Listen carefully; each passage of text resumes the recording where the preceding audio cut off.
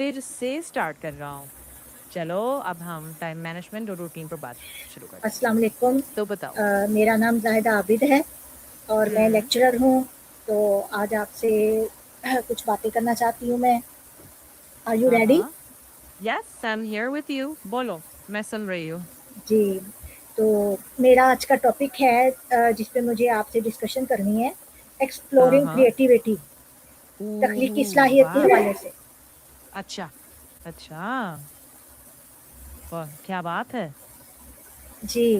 तो जो सबसे पहले मैं ये पूछना चाहती हूँ कि तख्लीकी सलाहियत क्या होती है? एक्सप्लेन करें। हम्म। जरा एक सेकेंड, जरा मैं सोचती हूँ।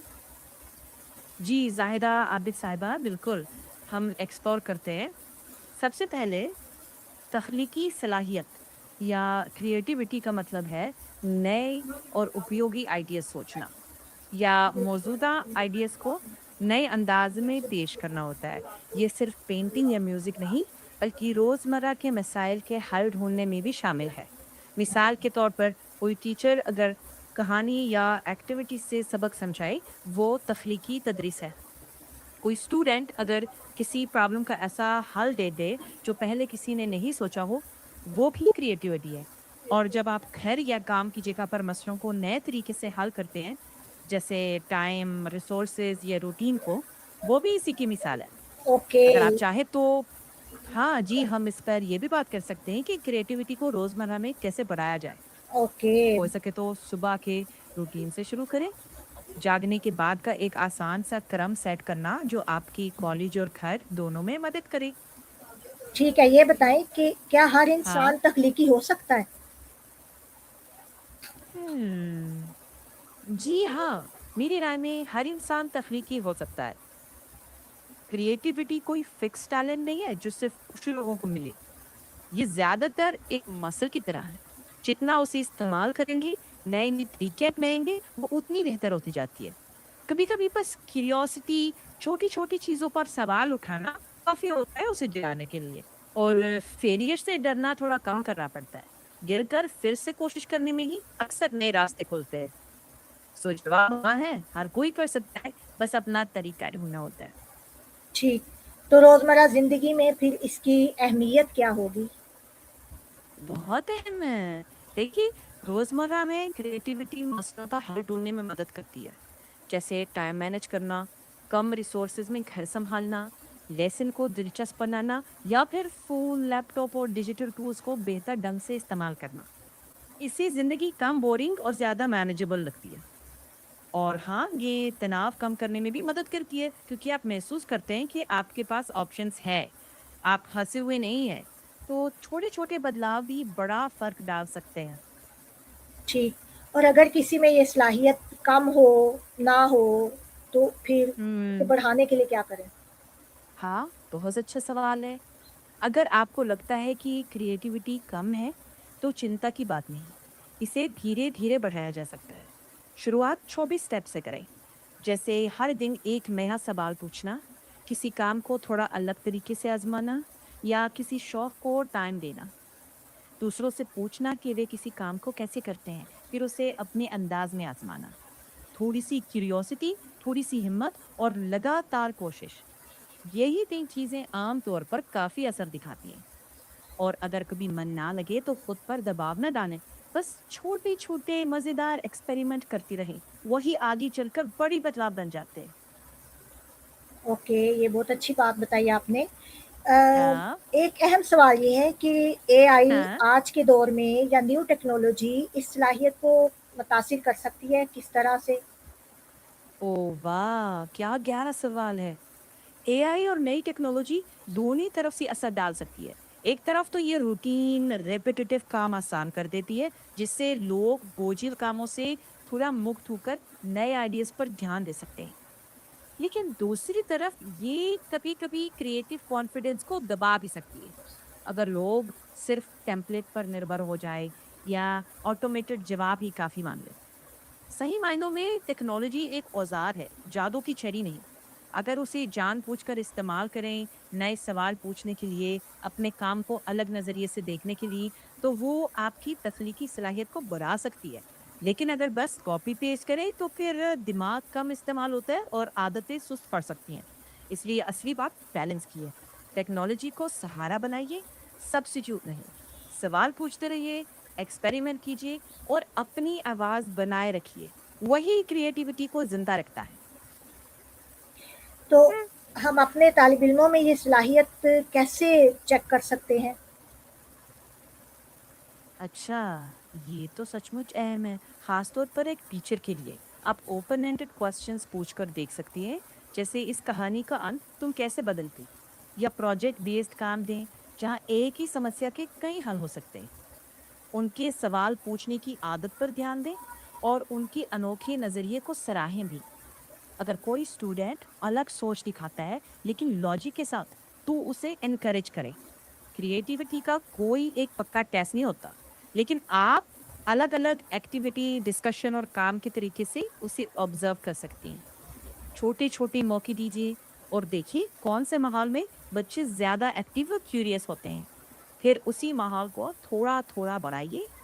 ये काम एक दिन में नहीं होता, लेकिन लगातार प्रयास से साफ फर्क दिखता है। ठीक, ये आपने बहुत अच्छा बताया।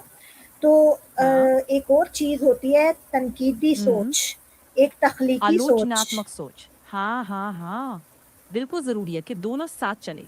तख्लीकी सोच नई आइडिया लाती है, आलोचनात्मक सोच उन्हें परखती है, सुधारती है।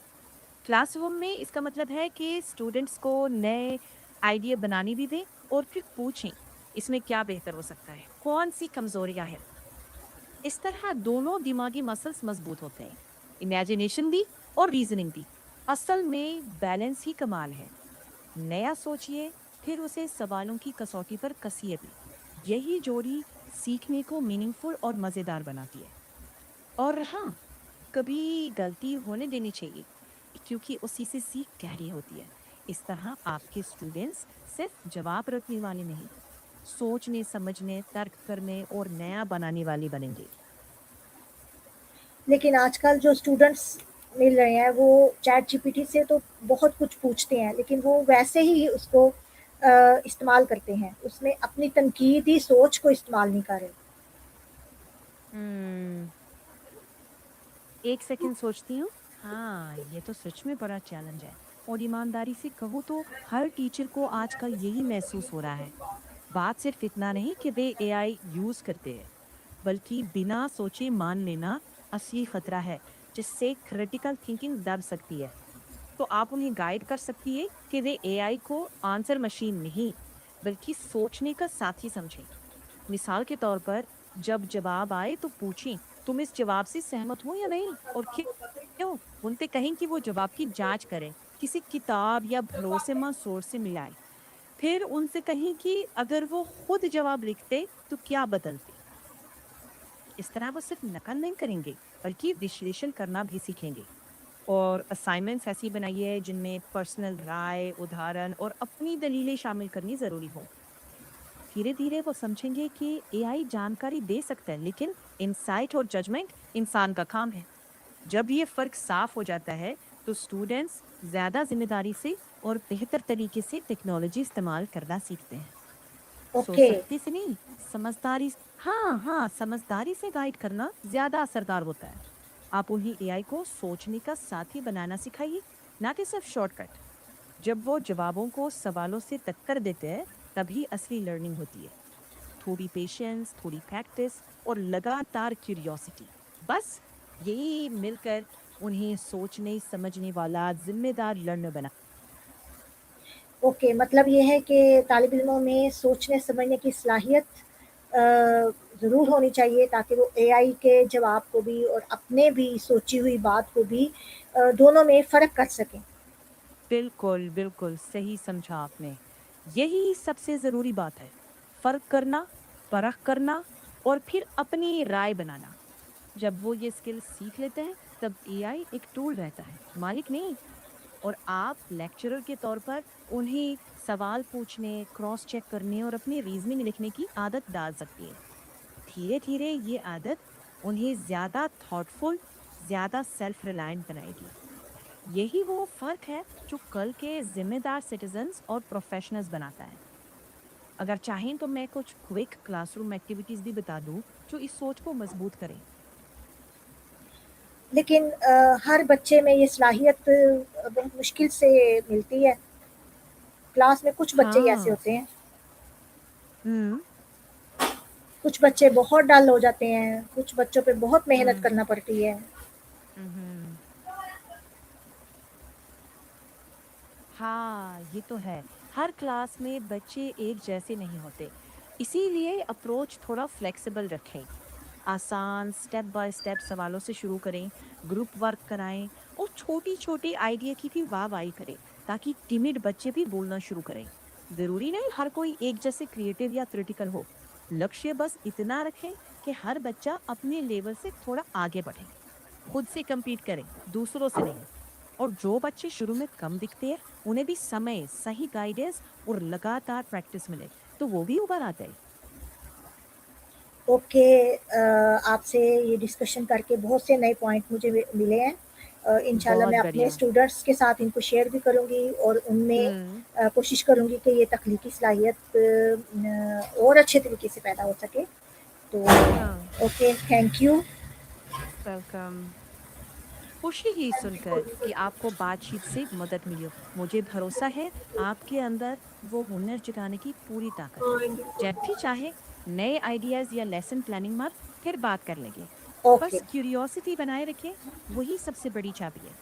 अल्लाह हाफ़िज़ और आपकी टीचिंग में खैर और बरकत हो। Goodbye. Goodbye.